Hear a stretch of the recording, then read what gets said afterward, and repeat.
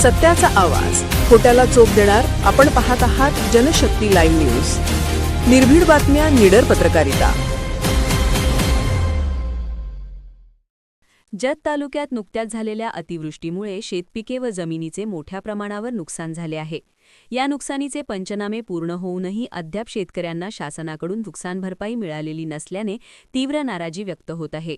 या पार्श्वभूमीवर राष्ट्रवादी काँग्रेस पार्टी शरदचंद्र पवारचे जत तालुका अध्यक्ष श्री मनसूर रुकमुद्दीन खतीब यांनी प्रशासनाला तीव्र शब्दात जाब विचारत तात्काळ निर्णय घेण्याची मागणी केली असून अन्यथा 7 जानेवारी 2026 रोजी व्यापक आंदोलन छेडण्याचा इशारा दिला आहे.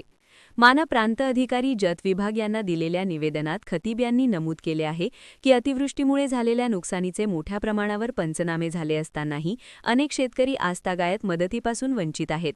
प्रशासनाच्या दिरंगाईमुळे शेतकऱ्यांमध्ये तीव्र असंतोष पसरला असून संताप व्यक्त केला जात आहे.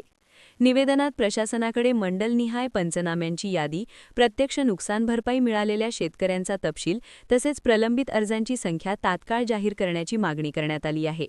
पंचनाम्या पूर्ण झालेल्या सर्व शेतकऱ्यांना सरसकट व तातडीने नुकसान भरपाई देण्यात यावी अशी ठाम भूमिका मांडण्यात आली आहे. आधीच कमी बाजारभाव, वाढता उत्पादन खर्च आणि कर्जबाजारीपणामुळे अडचणीत सापडलेल्या शेतकऱ्यांना निसर्गाच्या आपत्तीने अक्षरशः उद्ध्वस्त केले आहे.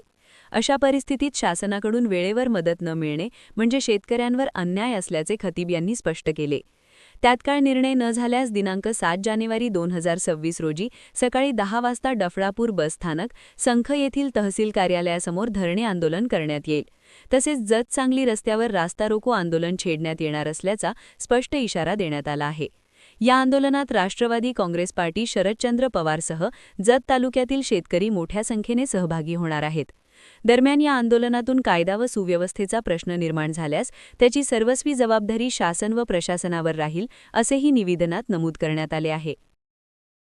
जनशक्ती लाईव्ह न्यूज चॅनलला लाईक करा, शेअर करा आणि सबस्क्राईब करा.